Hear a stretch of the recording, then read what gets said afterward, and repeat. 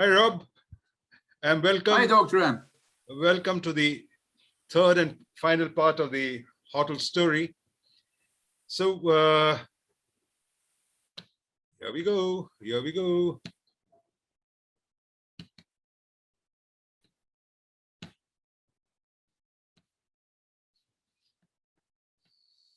So, Rob. Hi, Dr. M. How are you? Yep. So we just finished the challenge 2 that we have. Mm-hmm. The challenge 1 was with respect to the external customer. Mm-hmm. And you are with me on my 13th episode, okay, of continuous improvement.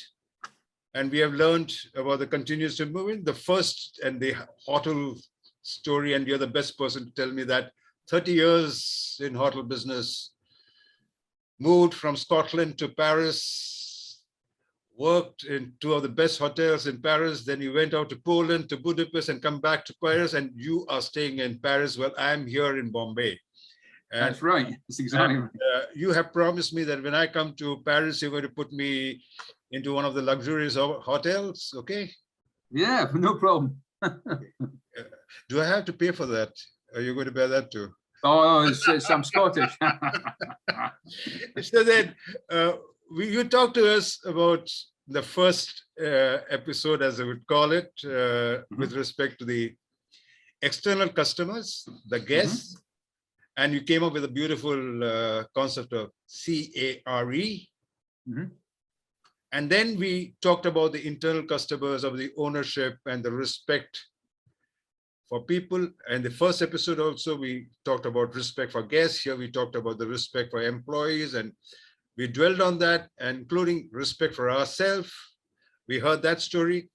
Now, doing with all that, let's come to the critical part, that any asset that your stakeholders put across the world globally with the brand, and you are reputed by your brand, and you have spoken the first thing, how you keep standards and sequence appropriate to a particular culture, and you have a certain culture in the organization for the employees. Now you come to the business angle. How do you show them the euros, the dollars and rupees in India, so that people listen, the top people will lean forward towards you when they see the dollars, right? Especially these times after the pandemic, when things have taken a beating. But then you have to take care of the business. Talk to us your experience of how do you manage this business of getting the money, and also how do you ensure that everything works out well for the guest, which is done by your partners, channel partners, the vendors, whatever terms that you use, for getting the linens, to getting the washing and the vegetables, the meat, I don't know, you got a lot of them. How do you manage them? And ensure that at the end of the day, you have a bottom line, the true wealth. How do you create it? So please talk to us in this episode, the third challenge that you faced in 30 years of making business profitable and sustaining the profit. Let's talk about it, sir. Okay.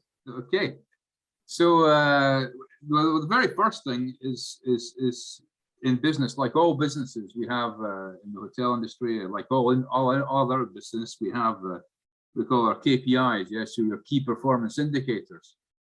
So the very first thing to get right when you're running a hotel business is to use the right ones, to measure the right things. Because as Peter Drucker said, if you can't measure it, you can't manage it. So we have to have measurement. So especially if we're talking about financial performance. And so for me, the very first thing to do is to make sure that the KPIs you have are the right ones. So, for example, in the hotel business, You have to know your occupancy rate. You have to know how many rooms you've sold in a day. So, you know, if you've got 100 rooms, you sold 80, so you're 80%, your occupancy rate is 80%. Is that good? Is it bad? Well, it doesn't mean anything on its own, because if you don't know what, you know, you can say, oh, my occupancy rate's 80%. That's fantastic. Well, great. Well done, Dr. M. You got 80% in your hotel. Yeah. And what was your average room rate? How much did you sell each room at? €2. Okay, so the result's rubbish. So you can't just have one performance indicator. You can't just say it's the occupancy, because if it's just the occupancy, it means nothing on its own. Then you have to say, okay, so how much did I sell each room for? Did I sell each room for €50, €100, €200? How much was it? And then you can say, okay, I've got occupancy 80%. My rate, my room rate, my average room rate is 150. Fantastic. Okay, so now we can start to say we start to have a result. But it's not the most important result. The most important result is something you call, when you're looking at top line revenues, is something you call RevPAR, which is revenue per available room. Not, I need to, not, you have to say it again for me. So revenue per, not revenue per room sold. Revenue? But revenue per available room. Revenue per available room. Okay. Revenue per available room. Okay. So basically what you have to do, you have to divide the amount of revenue you made in one day and divide it by the total number of rooms. Okay. And the way to do that, the easiest way to do it is you multiply the occupancy rate, you multiply it by the average rate, and you have the RevPAR, revenue per available room. Not the revenue per sold room, but the revenue per available room. Now, that's called, it's the beginning of what we call revenue management in the hotel industry. And why is it so important? So for the example we took, we said 80%, and we said it was, let's say the rate was 100. Yeah, so your average rate per room sold was 100. You had 100 rooms, 80%. So the RevPAR per available room would be 80. You made €80 for all the rooms. Whether or not they were occupied, you don't care. Some were occupied, some weren't, but you made €80 per room available. Now, why is that so important in the hotel business? Well, because first of all, you have what's called, there are 3 rules for revenue management to be so important. And it's so important in the hotel industry is because you have, first of all, fixed capacity. So you can't push the walls, right? You can't say, well, tomorrow I'm going to have 200. No, you've got 100 rooms, you've got 100 rooms. You've got fixed capacity. So you can't just push the wall. It's like an airplane. It's like a train, like a car. You can't make more places inside. You've got a number of places, that's it. So that's the first thing. The second thing is you've got fixed costs which you have to cover. So in a hotel, what are the fixed costs? Well, you've got fixed labor costs. You have to have a minimum number of people in the hotel to make the service work. You've got energy, you've got light, you've got water. You have a number of fixed costs you have to cover, whether the hotel is open, however many rooms you sell. So that's the second thing. And then the third and probably the most important thing to understand is that a hotel room is 100% perishable. So it's not like a piece of fruit or a piece of meat. You can sell it maybe 2 days later and it's still okay to consume. When you consume a night in a hotel, it's consumed and it's gone forever. That room night cannot be sold again the next day. That opportunity, so that opportunity cost is gone. It's just gone. It's the same as a train, the same as an airplane. If you don't fill the seat that day, that seat from that day, you can't fill it again tomorrow. Yeah, it's gone forever. So it's 100% perishable. So that's why we use the system of RevPAR and not revenue per sold room, but revenue per available room, because it tells you how effective you've been, not how efficient.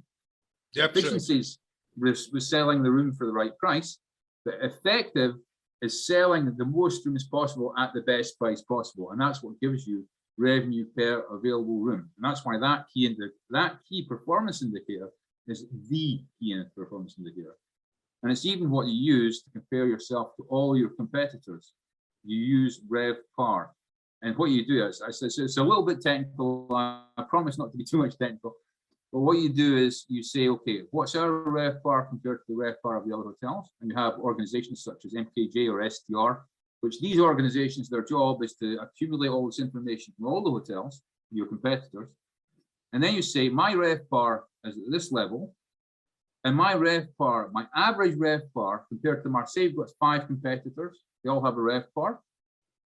You're the 6th. So you add the 6 together, yeah, including yourself, to get an average. Then you divide your RevPAR by that average. And if your RevPAR compared to that average is above 1, when you do this calculations, it means you've got more than your market share. If you're underneath 1 or 100%, it means you've got less than your full market share in terms of RevPAR. And it's called the Rate Growth Index. And that is how performance is judged in the hotel industry between one hotel and its competitors. So that RGI, so the RevPAR, based on RevPAR, is the most important key performance indicator in the hotel industry. It's the one you have to get right. But now, of course, it's not just about revenue, is it? You also have costs. And so anyway, so getting back to what I was saying, so that's, it was just to explain that those are the ones that on, in terms of revenue, in any case, it's because you have to have a whole revenue management system in place. So it means that basically what it means is you have to try and sell, because of revenue management, because of what I just said, because you have fixed costs to cover, you have a capacity which is always fixed in terms of the number of rooms you have in total. And because of the fact that it's 100% perishable, yeah, what you need to do, you need to sell every single room. It needs to be at the right price, at the right time, to the right person in the right place. Yep. So you can't make any mistakes with this, yeah. So your marketing has to be perfect. So you can take, because you have, of course, in the hotel business, you have so many different distribution channels and so many people that sell the rooms for you, because you can sell on your own website. You know, of course, you can go on your own website and you can go to whichever company, whichever major hotel company it is, and you can go and you can book a room. That's no problem. But then there's also what we call the online travel agents today, yeah, which are booking.com or expedia.com. Everyone knows all these people, yeah. And they, of course, they charge the hotel commission. So but if you try and distribute all your rooms through your own website, you're going to be in a lot of trouble very fast, because it's you're not going to be able to compete with booking.com or expedia.com, because they have worldwide distribution. You're talking about one hotel in one place, in one country, in one city. You're nothing compared to one of these organizations. Nothing. And the worst thing that can happen is they cut you off. You say, well, I'm not happy with paying this 20% commission on blah. I say, okay, fine, we'll cut you off. No, please don't. because then you're going to have to try and replace the thousands and thousands and thousands of room nights you've just lost with other business. And that's going to be very difficult to do. Yeah. So you have to use a strategy where you're using your different distribution channels as best as possible. So you're trying to get as much business as possible going through your own website, because you've no commission.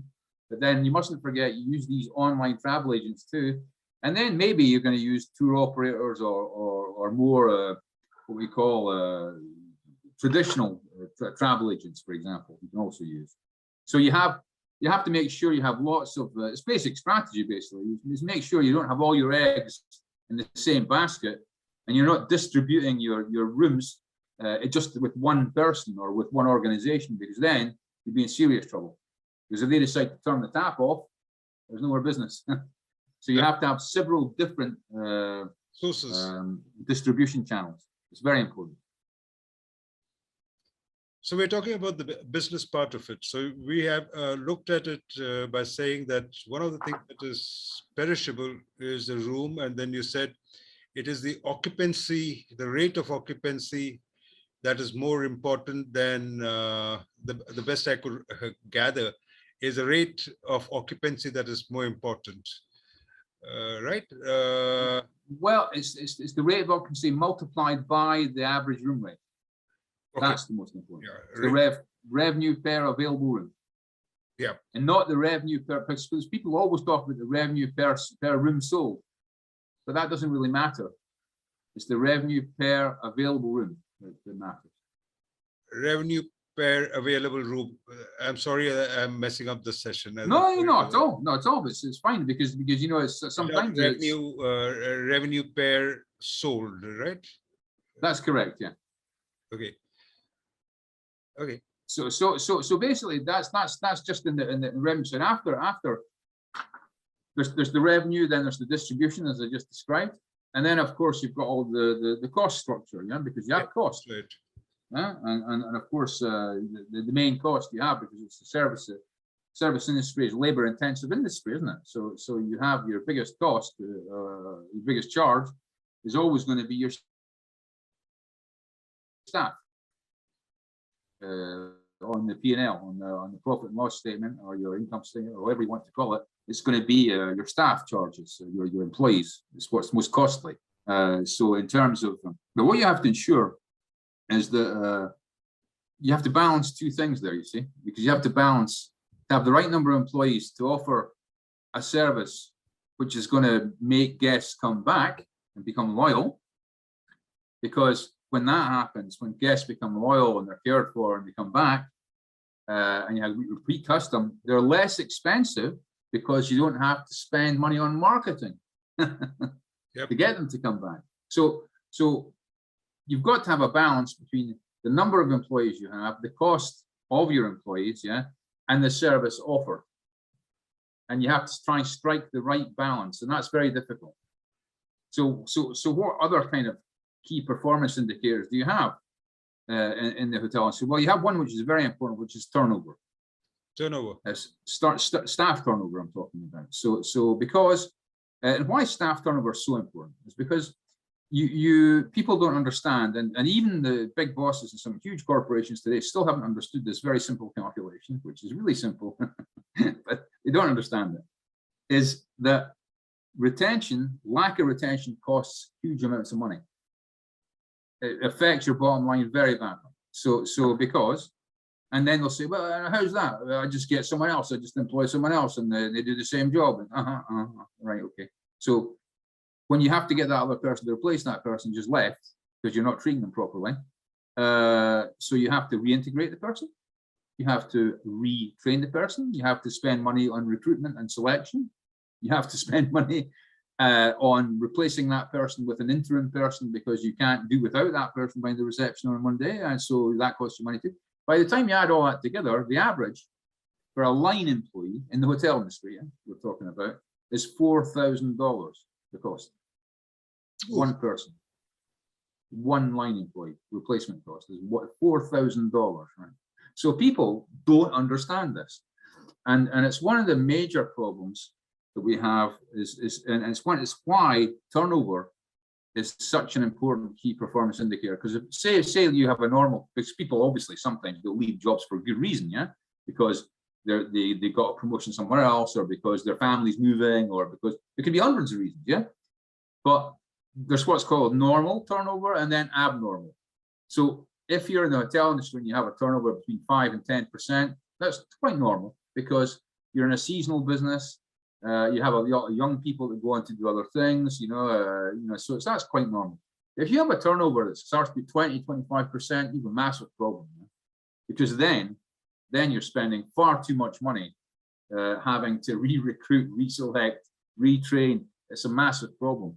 And it's one of the problems we're going to face in the future as well, in the leisure and hotel industry is because of that, is because people, there's this whole thing about people enjoying leisure time more and so forth. So it's very difficult to recruit already in the hotel industry because you have the working hours are sometimes difficult. So, you're going to have, you have to work at night sometimes, in the afternoon or in the morning. So you have different shifts. It's like some manufacturing industries too, yeah. But then you have difficult working conditions. Sometimes you don't have your weekends, so you won't be able to see your family on the weekend because you have to work at the weekend. And so sometimes the attractivity of what you're doing, your hotel industry, you have to make it attractive so that people come and work for you. So that's, this is one of your main jobs. So that key performance indicator is extremely important. Yeah. The other indicator that's very important is because you have to compare your staff cost to your revenue cost. Yes.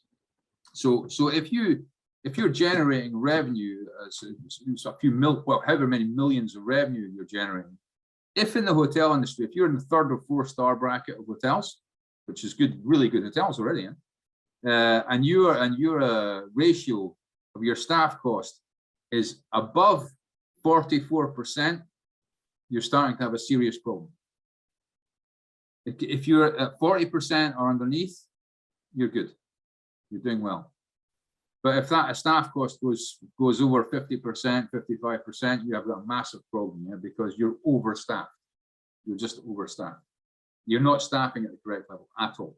And that shows up in the P&L straight away, because anyone can make a division, and you can see the staff cost, and they take the labor cost and divide it by the revenue, and they say, well, why is your thing at 55%? This is why you're making no profit. So that's the very first, that's a ratio, that's a key performance indicator too, is the percentage of labor compared to the revenue generated by the hotel. That's got to be, and I'm talking about all revenues, not just rooms revenue, all revenues. So from the restaurant, from everywhere in the hotel, you can't be above 40%. You really got to try and stick around 40% if you can. So the only exception to that is if you go into the 5-star or the luxury palace. If you go to a luxury palace like in Dubai, if you go to the Burj Al Arab, for example, you've got a butler per room. It's a completely luxury experience. It's completely different. So then they don't really care about that ratio, because they're charging so much for the rooms. They could employ thousands of staff per room and still be making a profit. So there are exceptions, but the exceptions are really at the very, very high end of the business. So that's one thing. And then of course, people aren't there just to sleep. People also in a hotel, they eat. So then you have to, you have to have everything that's your cost of food, because you have your cost of goods, because you have obviously in manufacturing and other industries, you have cost of goods. You have to transform these raw materials into a final product. It's the same in the hotel industry, because you get in the kitchen, you've got your raw product comes in, your raw product, your chickens or your rice or whatever it is, come into the hotel.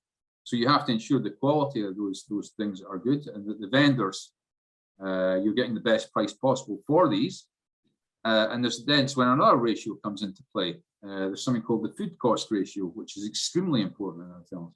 So if you're in a 4-star or a 5-star establishment in the hotel industry, if your food cost, so basically you're selling your food at a certain price and you're paying a certain price for the raw material of food. If your food cost, the cost that it costs you to buy that food and then to make it into a meal is more than 30%. So when the price of the food, so basically if you're selling a meal for 100 euros, it can't have cost you more than 30 euros to make it. And I'm just talking about the cost of the goods. I'm not talking about labor cost. So they can't be above 30%. If you're above 30%, you're starting to have a problem with profitability in the restaurant. That's for sure. And it's the same thing for the beverage. Beverage is the same thing. Beverage, if you've got beverage in a 3, 4, 5-star hotel and you are a beverage cost, so it's the same calculation. You sold 100 euros of drinks, but those drinks should have only cost you 15 to 16 euros maximum, 15 to 16%. So that's another ratio known in the hotel industry. So these ratios really have to be on your what's it? I was going to say tableau de bord. No, that's the French. So basically on your piloting board, So what would you call it in English? I've lost the word in English. I've got it in French. So I'll get it in a second. Okay. So basically you're monitoring what you're using. Sorry? You're monitoring it. There's some sort of a you're monitoring. You've got your monitoring system, So like a pilot, you've got all your key performance indicators, and you're basically piloting display. You're piloting. Yeah, exactly. So you've got you're piloting your business, but you have to have the right figures in front of you, the right dials in front of you, and you have to make sure they're green and not red. So that's in the hotel industry. Really, how we concentrate on driving the business, if I can say, It's a dashboard, sorry, I've got the word finally, dashboard. You've got your dashboard with all your KPIs on it. And then what I used to do, I used to like a child, I got someone to make me one that had the green, orange, and red on it. Yeah. So that immediately when I read all my key performance, I had about 12 or 13 key performance indicators that really interested me as general manager. I used to look at it and I say, right, that's all green, that's orange, and that's red. So what's the frequency? Is it daily, weekly, monthly? For measuring the performance. Well, for the revenue management's daily. Revenue management's daily. So it's every single day, because the problem with that is the market's very volatile. So the price changes. So for example, public rates they're public. So you constantly have to have your eye on the competition and make sure they're not screwing you. So sorry for the expression, but they don't do for example, on a day or Friday, you didn't see it. They dropped all their prices to 50 euros and you're charging 150 and all the businesses going across the road. Yeah? So it's daily. It has to be monitored every single day. Yeah, all the distribution channels and what prices you're putting in each distribution channel. So that's every single day. And that's a very specialized job for someone that's called a revenue manager or a yield manager. It's like in chemistry, he's yielding. He's trying to get the maximum yield. So he's got a hotel and he's trying to get the maximum yield out of that hotel, which means the maximum RevPAR. But to do that, he has to be watching the prices in every single distribution channel every single day and changing prices up and down compared to what the competition is doing. Yeah. So that's a defined role, is it? For yield yeah. It's a very important role in hotel industry. This is combined with the revenue manager, or the revenue manager, yield manager? Revenue and yield. Usually you'll have a team of about in a big hotel, you'd have the revenue manager, who'll have probably revenue and yield manager. They'll probably have 4 or 5 people working for them constantly, and all they're doing is checking prices, checking distribution channels, changing prices, so it goes onto the booking engine properly, blah blah blah, watching and really analyzing all the time, the changing. It's constant battle. It sounds like a stock market. It is. It almost is, because you're basically, what you're betting on is that you're betting on the fact that you're going to be able to extract from the market what's existing in the market the best RevPAR possible compared to your competition. So it is basically the stock market. Yeah, you're at what price can I sell today? And even for those 2 hours, sometimes things happen in 2 hours, and you think, my God, this other hotel, they've just done this, or a hotel starts to charge. You start to see, that's my competitor. They're charging prices off they're completely outside the moon. You know what's going on? Yeah, because they've got massive group that came in. But you can find out, you've got competitive intelligence reports that show you that, yeah, they've got a massive group. So now for the last 2 or 3 rooms, they can afford to charge what they want. Yeah. So, but you have to know this. It's competitive intelligence all the time. So it's like a stock market, yeah, basically. So that's an interesting comparison, actually, it's true. It's interesting. I was just thinking the way you were talking about it, I could see the fluctuations in the stock market, so just related to that. Yeah, no, but it's a very good metaphor for it. Yeah, so it's like that, and that's only from the top line part of the business. So there already, you have lots of ratios, as I described earlier. You have your RGI, which was the comparison of the RevPAR. You also have, and I won't go into details because it's all jargon. That's okay. This market penetration index, that just basically you're comparing your occupancy compared to the occupancy of the competitors. Yeah, and that just tells you how well you're selling volume. It doesn't tell you what price you're selling it, but it's if you've got the right volume. That's all. So you've got lots of these little ratios to look at. But the most important thing to do is to ensure that on your dashboard, that the information that's on it is the right information, and that you're looking at the right things. For example, what would be looking at the wrong things? The wrong things, be looking at trying to make a profit room service. It doesn't happen, right? You can't make a profit room service. You're not supposed to make a profit room service. Now I've seen managers, right, screaming and shouting and getting all excited because they think, I'll make a profit room service, I'll show you everyone. You can try as much as you want, you will not make a profit room service. It's not possible. So So when you see a negative figure on your P&L, you start, oh my God, what's that? No, room service, it's negative, it's fine. Okay, but it's only a service. It's not there to make money. What's there to make money is the room. Because in the hotel industry, let me tell you, and this is where the really crucial facts in the hotel industry come in, the business part, is that when profit conversion rates. So profit conversion rates for the rooms part of the business, only rooms, what we've been talking about all the time, just to the present time. You have to be able to convert each €100 you make, you have to be able to make on the room with the charges that are annexed to the room, if directly operational charges, you have to be able to make between 70 and 80 euros on 100. Pardon? 70 to 80. So 70% to 80% of conversion of operational profit, for the rooms. In a conferencing and convention business where you're serving thousands of meals but the same menu to everyone, there you have to make between 20 to 25% of conversion. So for every €100 you make 25 euros. So it's a lot less. Food and beverage in a restaurant, you're down to between 0 and 10%. Okay, because the profit levels are much less in a restaurant, especially if you've got let's say you've got table service, a table service restaurant, because it's very labor intensive. Because you have to remember, in a restaurant, you've got two teams. You've got the kitchen team and the serving team. Yep. So it's extremely labor intensive, and you have food cost. So when you add your food cost to your labor cost in the kitchen, plus your labor cost already in the restaurant, you're already like 80% of the revenue you made. Yeah, and then you have other small charges like the linen and stuff that you have to take care of. That's why a restaurant is a very, very difficult business to make money, especially in a hotel.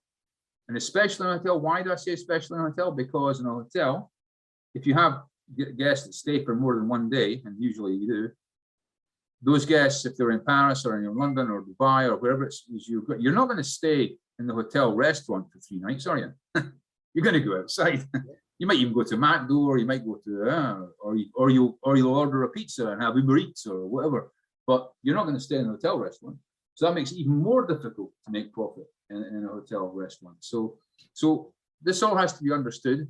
So, and why do I say that is because I've had so many discussions with people. They'll talk and they'll go blah blah blah. We're going to make this fabulous new style restaurant. You'll see, we'll have local custom come in, and in the same street, there's like 20 different restaurants, right, in Paris.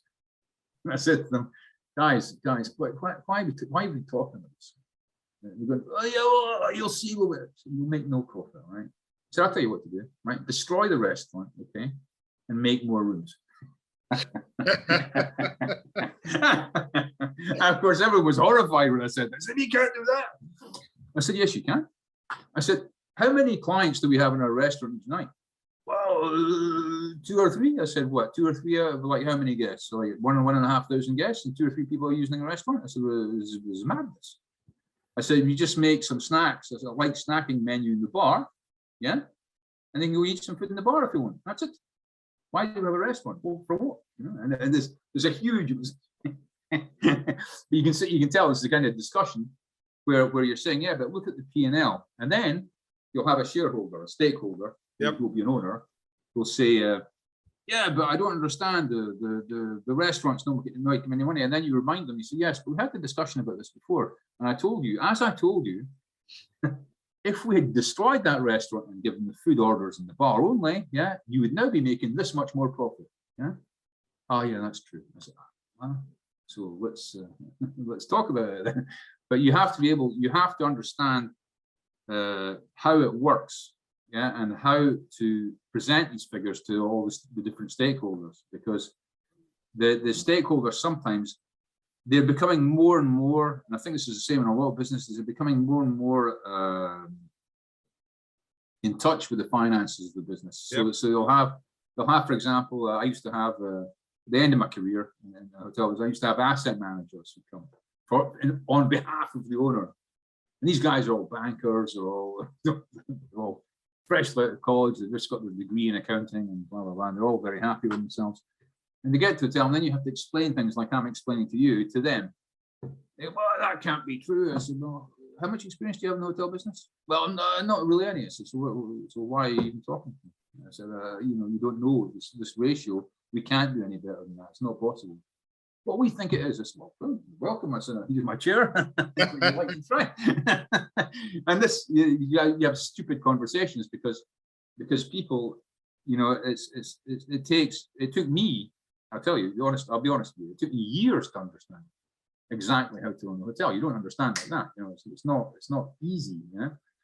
And it's also because you have to make these playoffs between, as I described earlier, between profit and the level of guest service you're looking for. You have to make these decisions, yeah. What level of service am I going for? Because if I make the service so much better, yeah, I'm going to have to increase my staffing. If I do that, can I charge much more for the room to cover that or not? Because that's the business, isn't it? At the end of the day, you're not there. It's not a charity. Yeah, you're there to make money for the owner, for the management company, for the franchise, for whoever you're working for. These are stakeholders. So you have to make the profit has to be there. Yeah. And in any case, you know, when people talk about today, and it's always something I remind some of my students about is about corporate social responsibility. Yeah. I said, what's the very first rule of corporate social responsibility? And they'll say, oh, the environment, sir. I said, completely wrong. That's completely wrong. The very first part of corporate social responsibility is to be profitable. I said, it's fiduciary responsibility. I said, because you're responsible to ensure that you still have jobs at the end of the day. Okay, that's corporate social responsibility. Right. So then there's the environment and all the rest, right? But you know, and sustainable stuff. But at the first point, I said it's to be sustainable as a business, so you can keep your jobs. Yeah, that's what's important. Yeah? Yeah. That's for me, personally speaking. Yeah, Rob, one thing that I was just thinking about, and I think this is the last question that I'm going to ask you, is the customers tend to expect that there will be a restaurant, there will be a swimming pool, and that's the expectations, isn't it? In a 5-star hotel. Yeah, in a 5-star with a restaurant. Mm-hmm.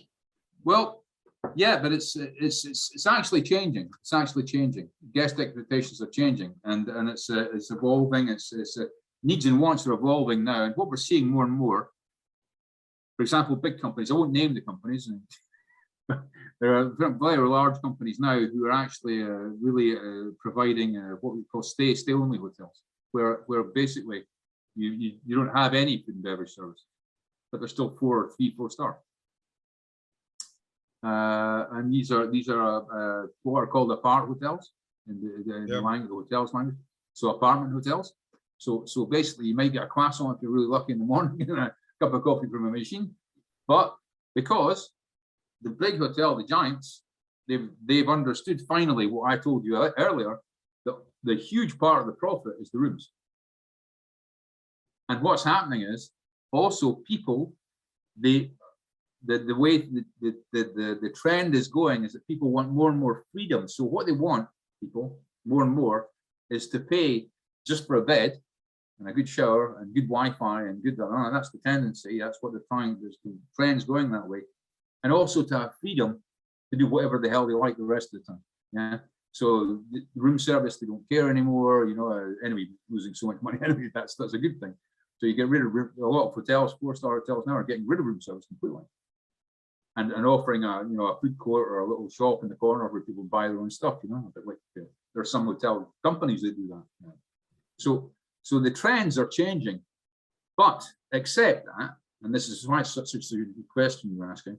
That's for the 3-4 star hotel, the market, yeah. But then if you go to 5-star and then you go to what we call the palace, it's exactly the opposite. Then you have to have a full service hotel. You have to have a hotel that's got a remarkable restaurant that has, because these are the things that attract the people that are very rich that want to use those hotels. That's then expected. It's still expected. And they have the propensity to pay, and that's a luxury. Oh yeah. Enjoy. So they're willing to pay for it. So Oh yeah, well, we're more than willing. Actually, it's almost the opposite. It's almost the more expensive it is, the better it is. So practically, for many of them, it becomes a status symbol that they are. Oh yeah, no. But they are. I mean, you take the hotels. Some of the famous hotels in Paris are huge status symbols. I mean, you have the Ritz in Paris, obviously, right? The Ritz is extremely, it's a huge status symbol. The Bristol in Paris. It's owned by the Etoile family, yeah, who are brilliant squillionaires, huh? But it's a status symbol for them to have this magnificent hotel in the middle of Paris, next to the presidential palace, in fact. Then you have the Georges V, which is basically owned by the Saudi Arabian prince, and for him it's very important. It's a status symbol again, yeah. So yeah, you have a lot of these places. In those places, the propensity to buy, the propensity to spend is massive, because the guy's going to go in and he's going to say, "I'll have a bottle of Dom Perignon." Thank you. He just walks in, doesn't care how much money he's spending. Yeah. So that's a different business completely. Yeah, probably then, even the families that are owning it would be from a different. They come from a different vision, or they have not only the money making, but some other. No, it's but then we're really in the luxury industry.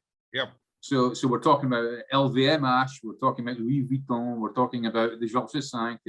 It's all in the same bracket. It's all the same thing. Yeah, it's the luxury part of the business. Yeah. So it's all Chanel. It's all it's really the top end luxury palace business. Yeah. So then of course different. I mean, yeah, then of course people are coming. They've got so much disposable income. Yeah, they don't care how much room it is, and even sometimes the more expensive it is, the better it is. Because when they talk to their friend, they're going to say, "Wow, I spent this much." But is that all? But anyway, that's not me, because I don't do that. But it's a different market in any case. So the hotel story that we are covering are not those segments, right? Sorry, no. We're not talking about. No. We're covering what we're covering is the biggest part of the market. We're covering the biggest part of the market, which is 3-4 star hotels, 3, 4, and 5 star. This is what we're covering. Yeah, we haven't even talked about the economy sector, which is a completely different game. It's a completely different ball game. But the in times of crisis, but sadly, I have to tell you, the sector we've been talking about is the sector that's the worst impacted, because the high-end luxury, yeah, is still okay, because the people that are going there in any case, the financial crisis hasn't affected them. Yeah, the economy sector does better because they get a shift from everyone that's going to 3, 4, 5 star. Yeah, they start to go towards the economy when there's a crisis. Yeah, so they come out very well, and the ones that suffer are the ones in the middle. Yeah, 3, 4, 5 star hotels. When there's a financial crisis or the pandemic, as we're going through, these are the sectors that have suffered the most. So, which is just the way things are. So, how do we sum up this hotel story now? Because I think the one word that comes to mind for me is in the hotel business, you have to be surrounded by people with passion. It's all about passion. You've got to be very passionate about it. It's sometimes it's you've got to understand it's there's a very easy thing to say about it. It's happy employee, happy guest equals happy guest. So I mean, without going into the details of service profit chain, but I think you can sum it up like that. You can say that in order to get the best of any hotel business, you have to be able to do 3 things. You have to be able to make sure your staff are willing and want to give the best service possible to your customers, so your customers remain loyal, your customers come back, your customers help your bottom line. So for me, it's all connected. The 3 parts of our discussion are all connected very easily, because you give excellent service to your employees, they'll give excellent service to your guests, you'll have better staff retention. Yeah, so this will impact profits positively. You'll also have more productivity because people are well treated. So again, a positive impact on your P&L. You'll also have guests that come back more often because they're treated well and they get good service. So again, more profit. Okay, so it's all connected. So basically, happy. So basically, for me, it's a happy employee equals happy customer equals happy stakeholder. It's as simple as that. And the person that said it the best, and to sum it up, I'll sum it up for you. I've got a very good one for you. Because the biggest, as you know, the biggest hotel company in the world now is JW Marriott. Marriott is the biggest hotel company in the world. So he said, take care of your people. They'll take care of the customers, and the business will take care of itself. Great. Can you repeat that again? Yeah, take care. Or I'm writing at the same time. Take care of your. Take care of your people. Yeah. They'll take care of your customers. Yeah. And the business will take care of itself. That's great. And that's the guy that's got the biggest hotel company in the world that said it, JW Marriott. So nice, Rob. Thank you very much. Thank you very much. Thank you, Dr. M, for the invitation. It was fabulous. All the 3 episodes that we have, the hotel story. We talked about the hotel story. The first was how to look after the guest part of it. The challenge 1 was the guest part of it. Challenge 2 was the internal customer or the employees. And the third challenge was the business. And I enjoyed it. I learned a lot. And thank you very much. Well, you're very welcome, Dr. M. It's a pleasure speaking to you. You're always welcome to my podcast. I will be inviting you. I know you're a busy man, but just take time off. And when are you writing a 3rd book? It's in process. It's happening. In fact, tonight, just before we were speaking, I was writing. So I'm on the 3rd last chapter. So normally, if everything goes well, we're February now, March, April. So end of April, beginning of May, come out. Great. So I will get an autographed book from you now. But of course, that goes without saying. Thanks a lot, my friend Rob. Thank you. Thanks a lot, and take care. Thank you. It's 24th over here now. It's 10 o'clock. 10 o'clock in the evening. Yeah. Take care. Paris. Take care. Yeah, you take care too. Thank you very much for your invitation again. Dr. Oh, thanks a lot for being a great help. I'm not a professional podcaster, so I ask a forgiveness and no, I shouldn't have made you to write all that. But I also learn. So next time I guess I will tell them whatever you have to say, just write something down so that I can see whatever is important. Yeah, okay. Tell me in advance, it'll be done. Take care. Okay, take care. Thank you very much again. Yeah, thank you.